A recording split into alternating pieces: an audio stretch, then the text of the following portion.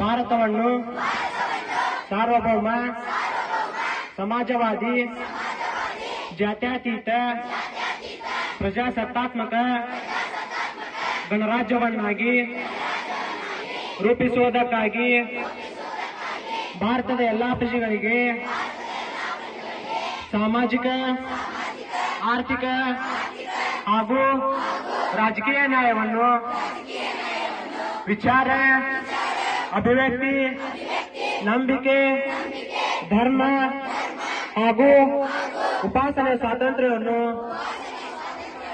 ಸ್ಥಾನಮಾನ ಮತ್ತು ಅವಕಾಶಗಳ ಸಮತೆಯನ್ನು ದೊರೆಯುವಂತೆ ಮಾಡುವುದಕ್ಕಾಗಿ ವ್ಯಕ್ತಿ ಗೌರವ ದೇಶದ ಏಕತೆ ಹಾಗೂ ಸಮಗ್ರತೆಗಾಗಿ ಎಲ್ಲರಲ್ಲಿ ಭ್ರಾತೃತ್ವ ಭಾವನೆಯನ್ನು ಮೂಡಿಸುವುದಕ್ಕಾಗಿ ನಮ್ಮ ಸಂವಿಧಾನ ಸಭೆಯಲ್ಲಿ 1949ನೇ ಇಸ್ವಿಯ ನವೆಂಬರ್ 26ನೇ ದಿನದಂದು ಈ ಸಂವಿಧಾನವನ್ನು ನಮಗೆ ನಾವೇ ಅರ್ಪಿಸಿಕೊಂಡು ಅಂಗೀಕರಿಸಿ ಶಾಸನವಾಗಿ ವಿಧಿಸಿಕೊಂಡಿದ್ದೇವೆ. ಜೈ ಹಿಂದ್.